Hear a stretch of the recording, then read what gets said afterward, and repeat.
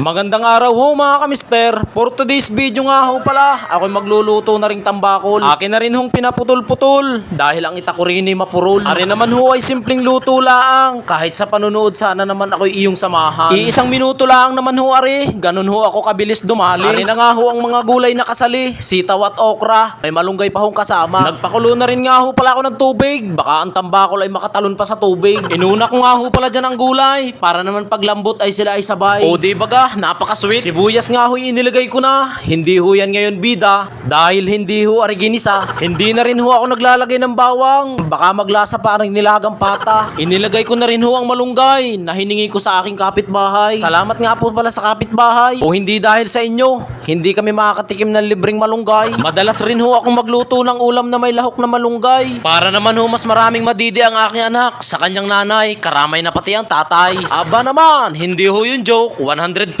ho yung tunay. Oh, ay paano ga? Halika na. Tayo kumain ha. At luto na ho aring sinigang nating walang siling berde. Kaya ho hindi ako naglagay ng siling berde. Baka ang lalamunan ko yung mga te. Joke lang ho. O paano gayan? Babay ho. Maraming salamat ho. Pa-shoutout ka naman. Thank you. Bye-bye.